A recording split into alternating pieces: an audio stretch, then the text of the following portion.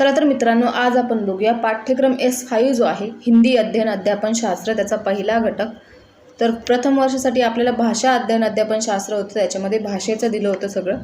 तर यामध्ये आपण हिंदी भाषा जी आहे आपली राष्ट्रभाषा, तर तिच्याबद्दल बघणार आहोत. पहिल्या घटकचं नाव आहे भाषा का स्वरूप, संपादन, विकास, प्रक्रिया एवं कक्षांतर्गत क्रियाएं. तर प्रास्ताविक आहे, पहिलं पॉइंट आहे त्यातला, भाषा की उत्पत्ति एवं विकास, परिभाषा एवं विशेषताएं.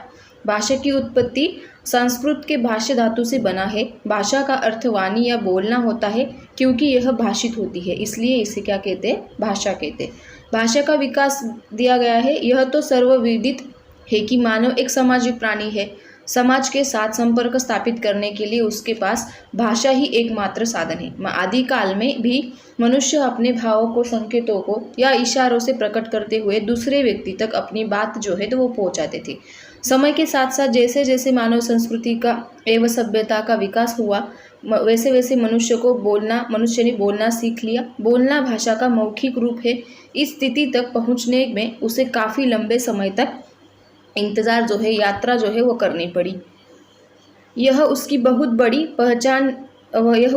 बड़ी सफलता थी कि क्योंकि आने वाले पीढ़ियों ने भाषा का जो विकास है वो किया, वह प्रशंसनीय है. उसका प्रमाण है आज की भाषा, सभी भाषाएं जो लिखित रूप में प्रचलित है.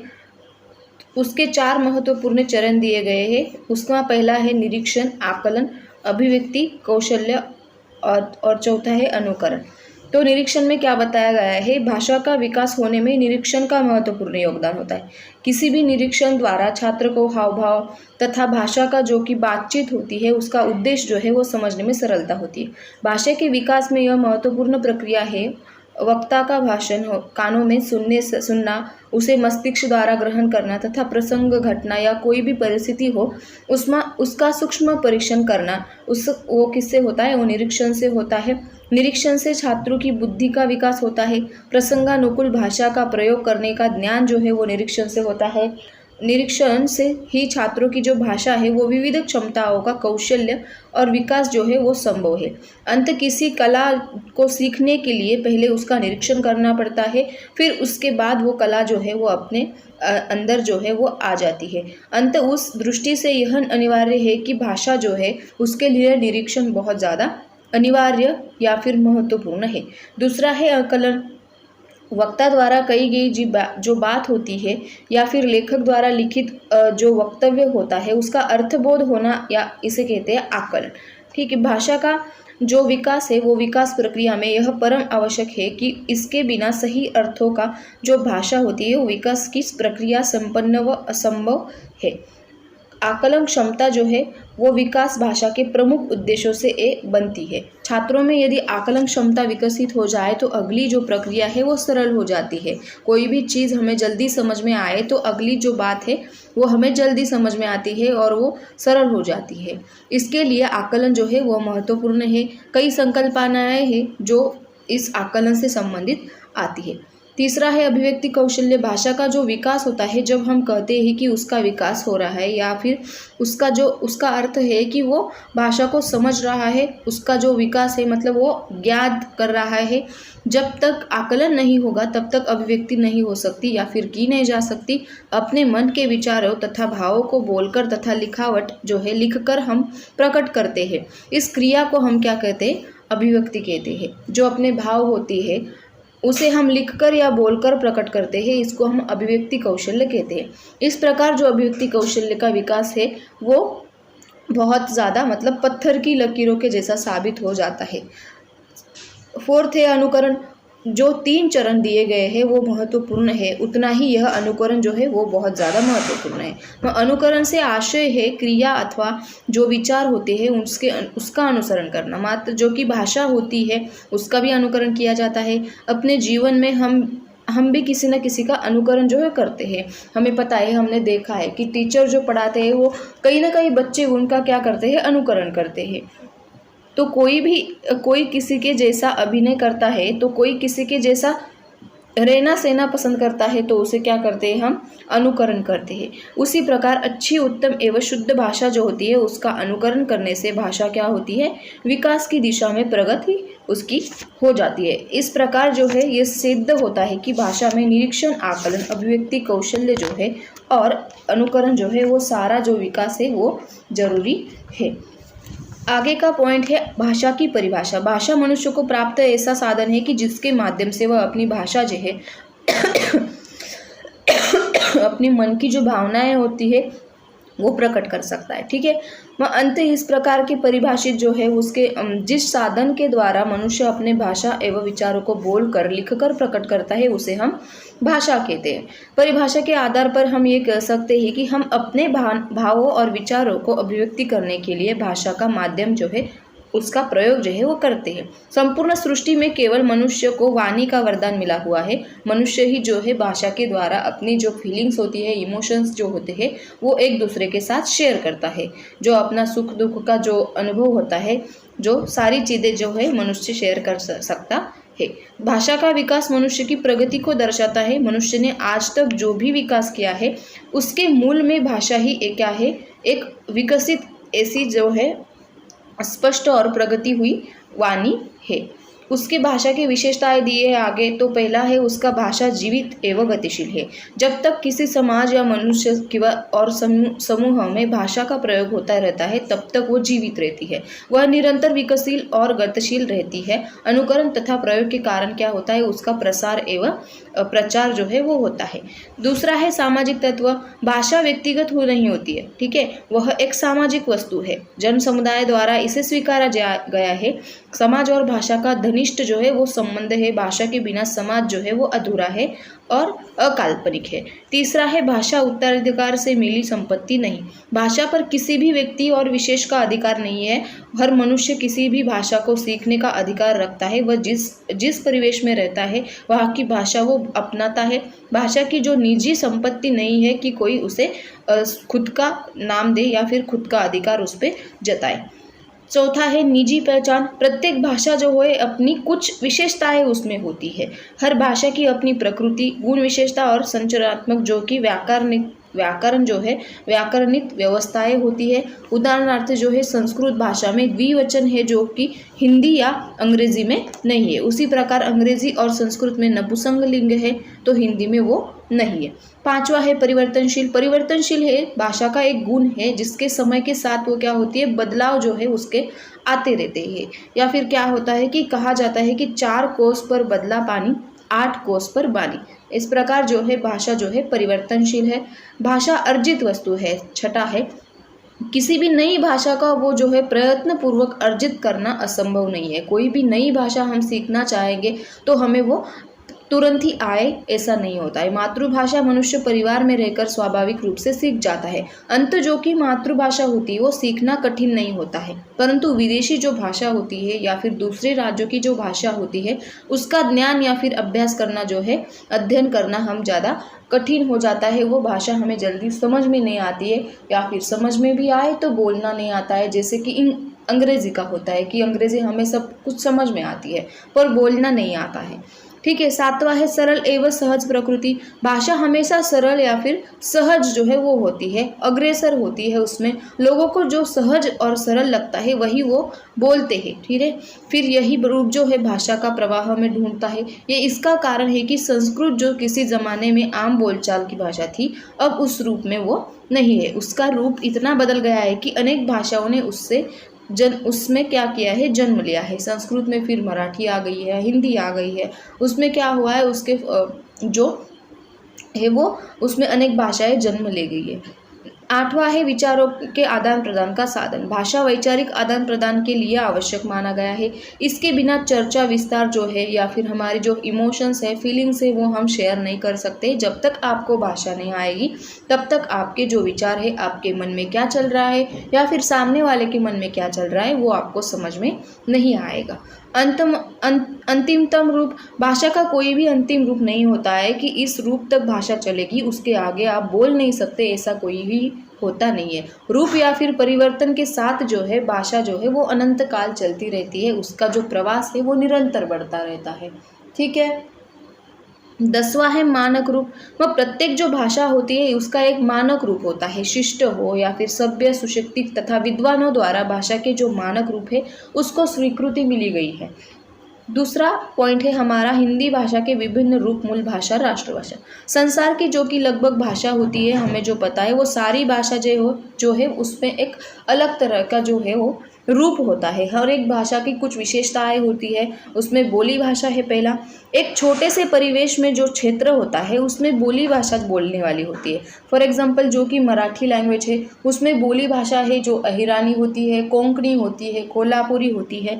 वो जो बातें होती है या फिर वो जो लैंग्वेज होती है वो एक सीमित और बहुत छोटे क्षेत्र में बोली जाती है। जैसे कि कोंकण की लैंग्वेज है वो कोंकण या विदर्भ की लैंग्वेज है वो विदर्भई में बोली जाएगी, पूरे महाराष्ट्र में बोली नहीं जाती है। और कुछ कुछ भाषा ऐसी होती है जो हिंदी भाषा की कुछ बोली भाषा होती है जो कहीं और भी बोली जाती है। उसमें ब्रज होती है, अवधी है, मैथिली, हरियाणवी है तथा बुंदेली आदि जो बोली भाषाएं होती है। दूसरा है उपभाषा। बोली के क्षेत्र की तुलना में उपभाषा का क्षेत्र जो है विस्तार से थोड़ा बड़ा होता है। यह भाषा ऐसा रूप है जो अंतर्गत कई बोलियों बोली जाती है। उदाहरण हिंदी में 5 बोली भाषा है।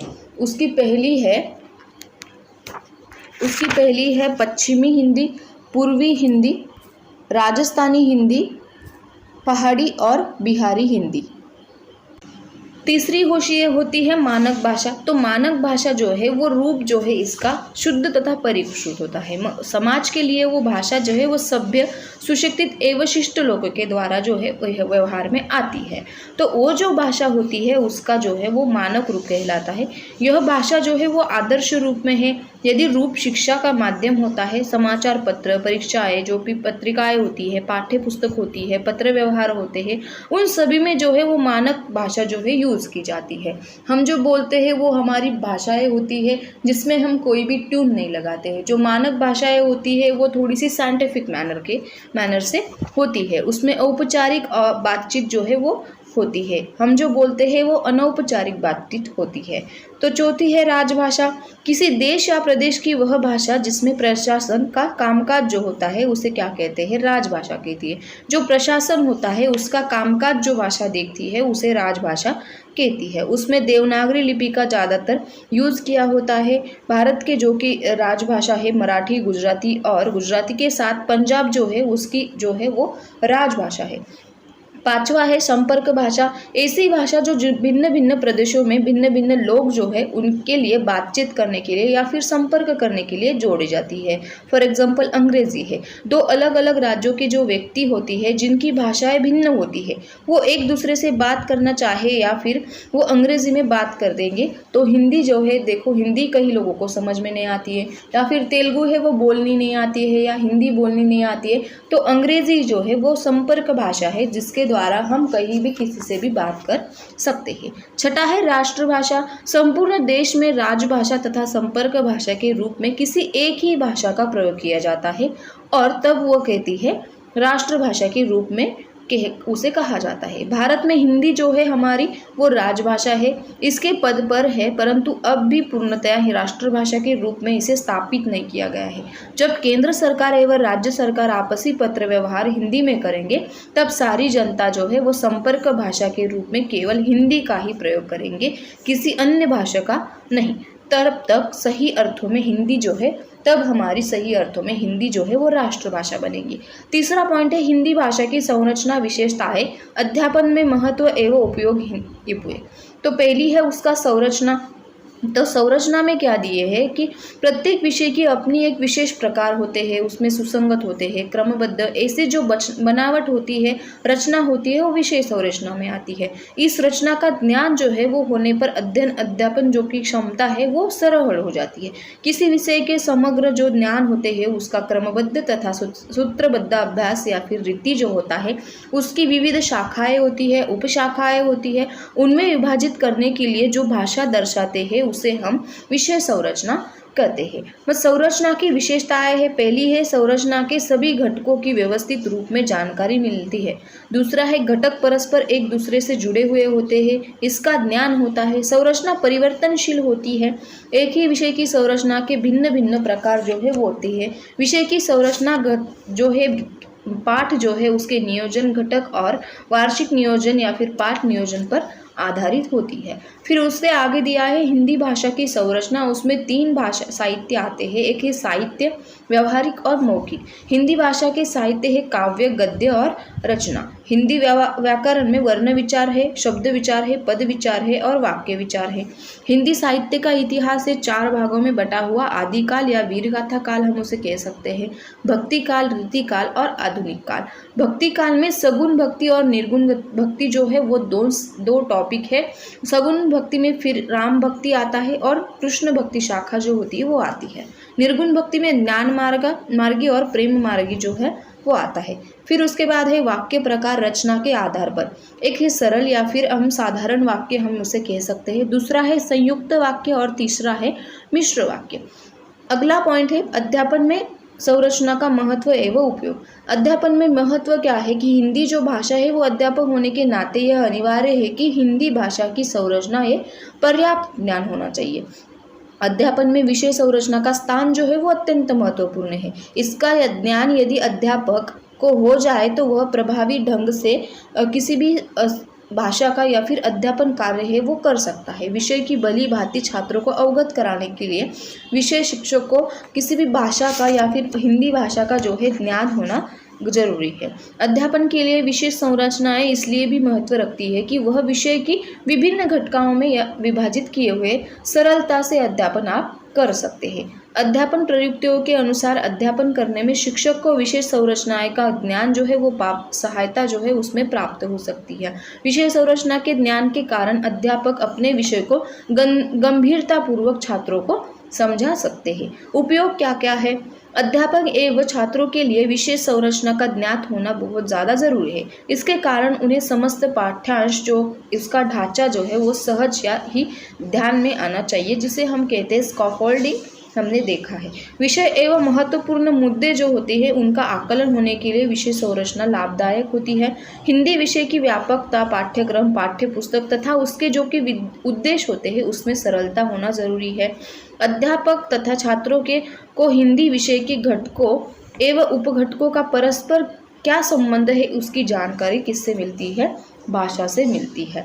अगला पॉइंट है हिंदी भाषा की विशेषता है। उसमें पहला है हिंदी भारत का प्रमुख भाषा है। 4 मार्क्स के लिए पूछा जा सकता है। जो हमें पता है कि भारत की जो बहुभाषा देश है वो विभिन्न भाषाओं के बीच हिंदी का अपना रूप अस्तित्व है, वो महत्व बहुत ज़्यादा जरूरी है। दूसरा है हिंदी भाषा एवं सेतु। हिंदी जो भारत की अन्य भाषाओं के बीच सेतु का कार्य करती है। अपनी विकास यात्रा में हिंदी भारत की बाकी सभी भाषाओं को साथ लेकर चलती है। अन्य भारतीय जो भाषाएं होती है वो उसमें सहभागी बनती है। जैसा विकार क्रम हम लगाएंगे वैसा ही अन्य भाषाओं का जो क्रम होता है उसकी दिशा निर्देश होती है। यह उसकी केंद्रीय भूमिका है। तीसरा है साहित्यिक महत्व। हिंदी भाषा का साहित्य जो है वो अत्यंत विशाल एवं समृद्ध है। लगभग 10वीं शताब्दी से हिंदी रचनाएं जो है पाई जाती हैं। अंत विपुल मात्रा में ग्रंथ संपदा में हिंदी में उपलब्ध हिंदी संरचना की वो अतिरिक्त अहिंसा भाषी जो है वो उसे कह सकते हैं।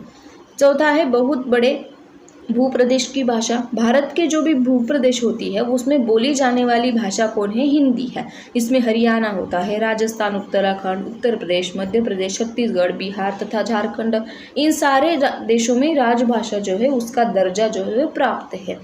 उसके अलावा पंजाब, महाराष्ट्र, गुजरात, इन सारे राज्यों में वो द्वितीय भाषा का सम्मान उसे मिला गया है। 5वीं है ऐतिहासिक परंपरा। हिंदी जो भाषा है वो प्राचीन ऐतिहासिक परंपरा है। इसका अपना एक इतिहास है। हिंदी साहित्य परंपरा में अनेक युग, काल तथा साहित्यिक परिवर्तनशील जो साक्षी है वो उसमें सम्मिलित है। 6ठी है सांस्कृतिक भाषा। हिंदी अपना जो कि दर्पण है। हिंदी भाषा सैकड़ों लोक कलाओं, लोक साहित्य, ऐतिहासिक पौराणिक कथाओं से जुड़ा हुआ है। ग्रहण क्षमता। हिंदी में जो भी हम ग्रहण क्षमता है उसके विशेष गुण होते हैं। देशी विदेशी संस्कृति, इन भाषाओं के अगणित शब्दों को बड़ी सहजता से हिंदी जो है उसे अपनाया है। 8वां है सरल, सुगम एवं प्रवाहमयी। हिंदी जो भाषा है वो सरल है और सुगम है। उसका जो कि भाषा इसलिए क्या है? लोकप्रिय है। राजभाषा है हमारी हिंदी। 10वीं है संपर्क भाषा, 11वीं है भाषा का एक आदर्श मानक रूप है। हिंदी का विश्व में स्थान जो है वो लगभग सभी देशों में हिंदी का विश्व में स्थान प्राप्त हुआ है। संसार की अन्य भाषाओं के साथ साथ हिंदी ने भी अपना जो है महत्वपूर्ण स्थान जो है बना लिया है।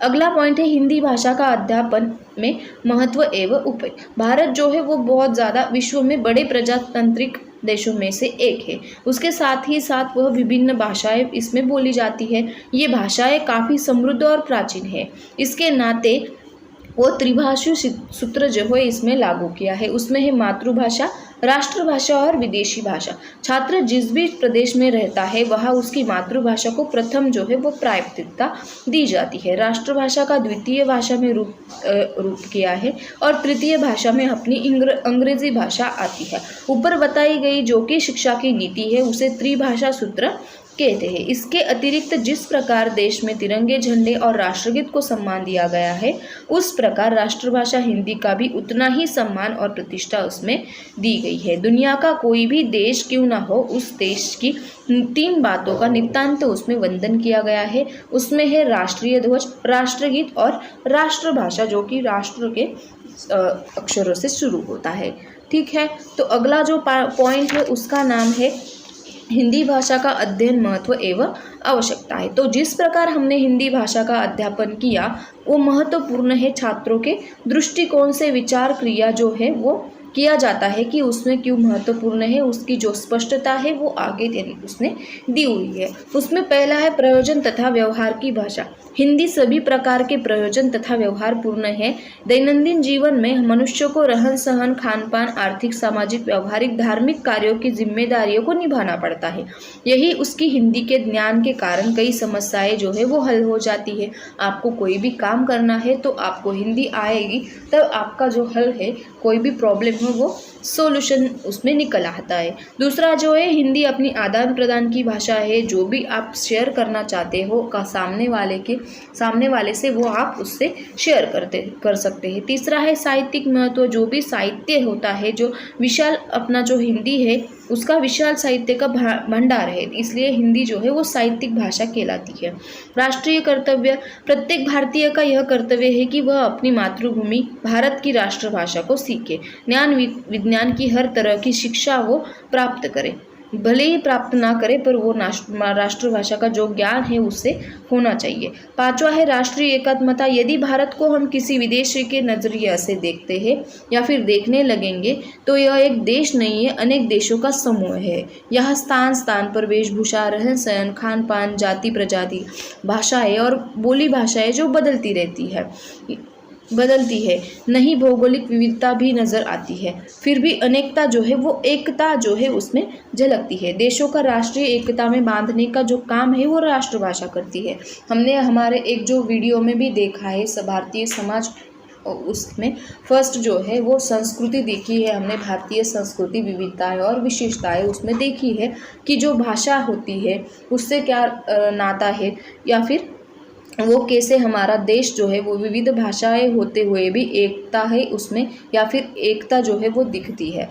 6वां है सांस्कृतिक उद्देश्य। भारत को आज़ादी मिलने के बाद हमारी राष्ट्रभाषा हिंदी बन गई है और फिर हमारे देश की संस्कृति का विशेष महत्व निर्धारित किया गया है। हमारे देश के यही हमारी संस्कृति जो है वो जीवन मूल्यों का महत्व देकर संस्कृति की तथा रक्षा करने के लिए जो है हिंदी भाषा जरूरी है, उसका योगदान जो है वो महत्वपूर्ण है। 7वां है भारत के विभिन्न राज्यों में आपसी संबंध रखने के लिए हिंदी भाषा जो है वो जरूरी है। समता तथा बंधुभाव बढ़ाने के लिए हिंदी भाषा का हम परस्पर लेन देन के एक ही समान भाषा का होना आवश्यक है। संपर्क भाषा है जो अन्य शब्दों में बता सकते हैं कि राष्ट्रीय एकता, समता, बंधुता, आपसी व्यवहार जो है, परस्पर मैत्रीपूर्ण संबंध या फिर कोई हेतु कार्यालयीन पत्राचार के लिए हिंदी भाषा का आवश्यक होना जरूरी है। यह हर नागरिक का एक परम कर्तव्य है। अगला पॉइंट है राष्ट्रीय एकता की दृष्टि से हिंदी का महत्व। भारत में 19वीं शताब्दी से आरंभ काल से आते आते समस्त उत्तर भारत के एक बड़े हिस्से में खड़ी बोली जो है हिंदी का प्रसार हो चुका था। यह जनभाषा के रूप में अपने पैर जमा चुकी थी और यह भाषा सरल तथा सहज होने के कारण लोगों में लोकप्रिय बन गई थी। इसे सीखना आसान था, इसलिए लोग व्यवहार, व्यापार और संवाद के लिए इसे सरलता से रूप से सहज मतलब बोल पाते थे। यही इसकी राष्ट्रीय महत्व की यात्रा आरंभ होती है। भारत जब अंग्रेजों के अधीन था तब तो स्वाधीनता संग्राम में लोक जागरण के लिए हिंदी का अपूर्व योगदान दिया गया है। राष्ट्र के जनमानस में नई चेतना जगाने के लिए हिंदी भाषा ने अपना जो कार्य है वो बहुत अच्छे से निभाया है। यह हिंदी भाषा की सफलता मानी जाती है कि जिसने भारत की विविध संस्कृति, धर्म, संप्रदाय, जाति, बहुभाषी नागरिक को राष्ट्रीय एकात्मकता की भावना से पिरोया गया है। एक भाषा में कितनी असीम शक्ति होती है, इसका ज्वलंत उदाहरण हिंदी भाषा है। इसके अतिरिक्त और भी ऐसी कई कारण है जिसके कारण हिंदी भाषा जो है उसमें राष्ट्रीय एकता कायम रखने में हिंदी जो है हमारी सहायता करती है। भारत की विभिन्न भाषाओं की समस्या का यही एकमात्र हल है कि हम सब भारतीय हैं, हम सब एक है और हमारी राष्ट्रभाषा हिंदी है। यह मूल मंत्र हमारी राष्ट्रीय एकात्मता को दृढ़ करता है।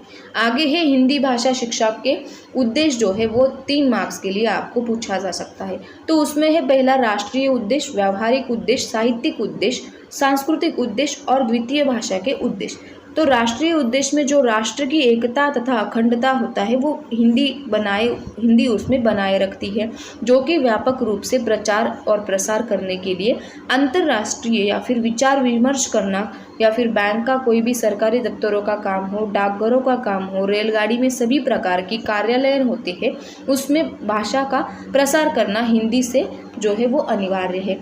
व्यावहारिक उद्देश्य में जो भी भारतीय में हिंदी भाषा का प्रयोग करने और प्रवृत्त करने लोगों के लिए संपर्क भाषा के रूप में प्रस्तापित होने के लिए दृष्टि में हिंदी का जो शिक्षा है वो महत्व है, यह जो है राष्ट्रीय भाषा शिक्षा नीति का उद्देश्य माना गया है। साहित्यिक उद्देश्य हिंदी भाषा का जो भी विपुल साहित्य भंडार है उसे सभी देशवासियों जान सकते हैं, पढ़ सकते हैं, उसका ज्ञान जो है वो विस्तार कर सकते हैं। भारत का हिंदी साहित्य अंतर्राष्ट्रीय स्तर पर भी ख्याति जो है वो प्राप्त कर चुका है।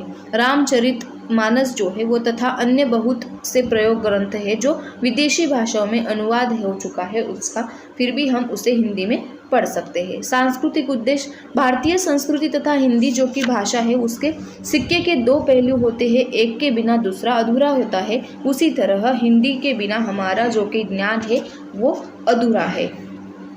द्वितीय भाषा हिंदी जिन राज्यों में प्रथम भाषा के रूप में मातृभाषा का अध्ययन किया जाता है उनमें द्वितीय भाषा के रूप में हिंदी भाषा का अनिवार्य विपायन किया जाता है। हमें पता है कि हमारा जो महाराष्ट्र में उसे हमें जो कि हमारी स्कूल होती है, ZP हो या फिर कोई भी स्कूल हो, उसमें हमें मराठी भाषा दी होती है। उसके साथ साथ हमें हिंदी भी लैंग्वेज सब्जेक्ट जो है वो दिया होता है, ताकि हमें हिंदी का जो है ज्ञान रहना चाहिए। अगला है अंतर्राष्ट्रीय स्तर पर हिंदी जो है वो भाषा इतनी ऊंचाई पर ले गई है कि उसमें आर्थिक व्यवहार, संयुक्त राष्ट्र जो है, विश्व स्वास्थ्य संगठन जो है उसमें हिंदी भाषा का सहायता से लेना जो है वो अनिवार्य है। विश्व में हिंदी का प्रचार अधिक से अधिक बढ़ना ये हमारा कर्तव्य है। नागरिक का नैतिक कर्तव्य जो होता है वो किसी भी राष्ट्र भाषा का सम्मान करे, केवल सम्मान ही नहीं बल्कि स्वयं उसका अध्ययन करे और दूसरों को भी पढ़ाए, स्वयं इसे अपनाए और दूसरों को भी हिंदी सीखने के लिए प्रेरित करे। यह हिंदी का मेन जो है वो उद्देश्य है। अगला पॉइंट है भाषा विकास की प्रक्रिया है निरीक्षण, आकलन, अभिव्यक्ति कौशल्य, विकसन, अनुकरण। हमारा जो कि महाराष्ट्र में हिंदी का अध्यापन राष्ट्रभाषा तथा द्वितीय भाषा के रूप में किया जाता है। मातृभाषा के रूप में जब छात्रों को मराठी सिखाई जाती है तो प्रथम भाषा के रूप में मराठी का अध्यापन करते हैं, तब प्रथम भाषा मराठी को सीखने के उद्देश्य और द्वितीय भाषा रूप में हिंदी सीखने के उद्देश्य जो है वो निश्चित रूप से भिन्न होते हैं। द्वितीय भाषा सीखने की प्रक्रिया प्रथम भाषा की तुलना में कुछ अलग ही होती है। अंत द्वितीय भाषा जो है वो हिंदी भाषा सीखने के लिए विशेष ऐसे उद्देश्य जो है उनमें दिए गए हैं। महाराष्ट्र में द्वितीय भाषा हिंदी की 5वीं कक्षा से अध्ययन प्रक्रिया जो है वो आरंभ होती है। हिंदी भाषा को सीखने के लिए श्रवण, भाषण, पठन तथा लेखन इन 4 चरणों से या फिर अवस्थाओं से गुजरना पड़ता है। इन 4 कौशल्य के आधार पर द्वितीय भाषा हम छात्र जो है वो सीख सकते हैं। भाषा शिक्षा का आधुनिकतम उद्देश्य जो है वो है छात्रों की भाषिक क्षमता का विकास करना, अब अध्यापक केंद्रित शिक्षा नहीं रही है, इसलिए शिक्षक केंद्रित छात्र केंद्रित शिक्षाएं हो गई है। इसके लिए शिक्षा शास्त्रीय जो है उसके अनुसार छात्रों को स्वयं अध्यापन विशेष महत्व दिया गया है। उसमें महत्व क्या गया है? पहला है कक्षांतर्गत क्रियाओं की अध्ययन में महत्वपूर्ण भूमिकाएं है। कक्षांतर्गत क्रियाएं परिणाम कारक अध्यापन के लिए महत्वपूर्ण है। अध्यापक कक्षांतर्गत क्रियाएं का नियोजन कर पाठ के प्रति छात्रों में जिज्ञासा जो है, उत्सुकता है, वो बढ़ा सकते हैं। भाषाई कौशल्यों की वृद्धि के लिए कक्षांतर्गत क्रियाएं आवश्यक होती है। जो भी क्रियाएं हैं उसमें वर्तन परिवर्तन हम करा सकते हैं।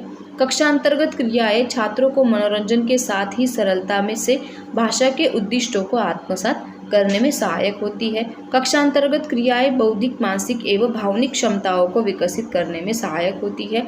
भाषा शिक्षा के राष्ट्रीय उद्देश्यों की पूर्ति इन कक्षांतर्गत क्रियाएं द्वारा की जा सकती है। विविध प्रकार की अध्ययन अनुभूति या छात्र सरलता एवं सहजता के से प्राप्त कर सकते हैं। ऐसी बहुत कुछ महत्व उसने हिंदी भाषा के दिए गए हैं। अगला है कक्षांतर्गत क्रियाओं का स्वरूप। उसमें हमें पता है कि उसमें पठन, लेखन, श्रवण और भाषण जो है वो है। तो अध्यापन करने से पूर्व अध्यापक के लिए यह जानना आवश्यक है कि पाठ्य की जो विषय वस्तु है उसकी आवश्यकता अनुसार कक्षांतर्गत क्रिया है वो निश्चित करें। कक्षांतर्गत क्रियाओं का समय निर्धारित करें। छात्रों की क्षमता, आयु तथा कक्षा के स्तर का विशेष ध्यान रखकर उसमें 4 जो है कौशल्य बताए गए हैं: श्रवण, भाषण, पठन तथा लेखन। श्रवण कौशल्य में कक्षा जो है वो प्रथम शांत वातावरण निर्माण कर स्वयं कथा कथन कर सकते हैं। ऑडियो सीडी के द्वारा किसी पाठ, घटना, प्रसंग का वर्णन सुनना। आदर्श पाठ छात्रों को सुनना, कहानी सुनना। भाषिक खेल के अंतर्गत पहेलियाँ बूझना, सुनो और पहचानो। यह जो है वो हम उससे जो है भाषा बढ़ा सकते हैं। दूसरा है भाषण कौशल्य। भाषण कौशल्य विकसित करने के लिए कक्षा में वाक्य पूर्ति स्पर्धा, नाट्य वाचन, भाषण स्पर्धा का आयोजन करना, वाद विवाद स्पर्धा जो है उसका आयोजन करना प्रभावकारक हो सकता है। पठन कौशल्य में है कि जो की क्षमता होती है वो विकसित करने के लिए निम्नलिखित कुछ जो उपक्रम है वो दिए गए हैं। उसमें 2 प्रकार दिए गए हैं। एक है सस्वर या प्रकट वाचन, दूसरा है मौन या मूक वाचन।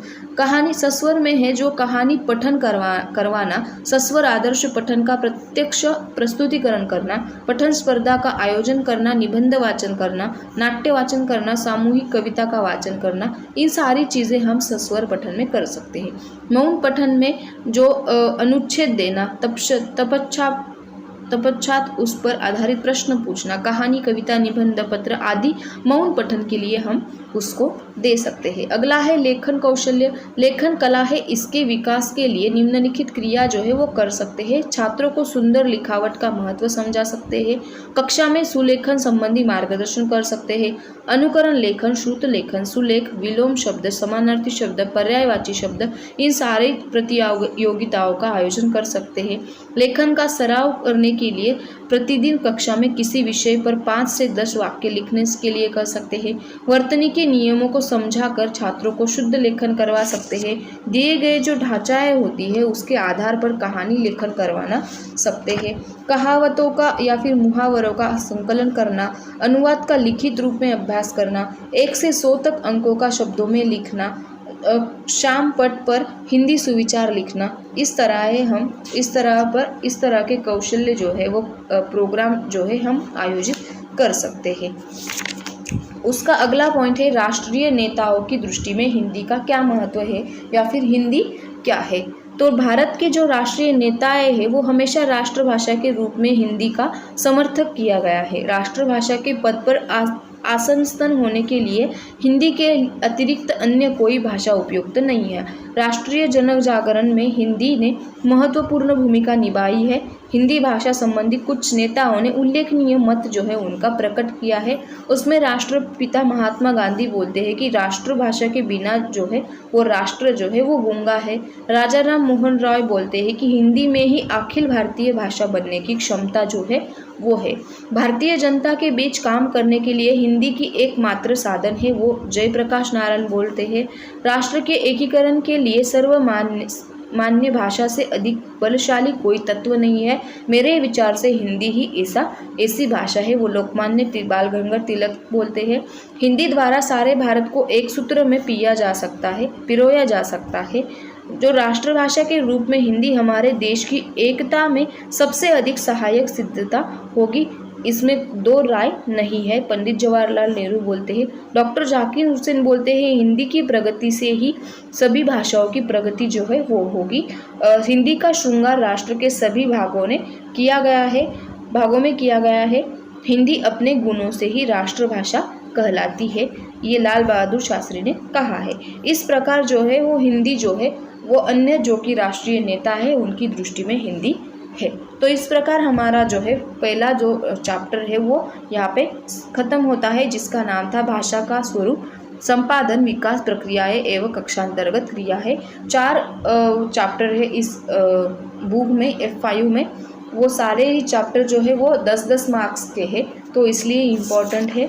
तो अगली वीडियो में हम सेकंड जो है वो देखेंगे। तो मिलते हैं फिर अगली वीडियो में। Bye bye, take care.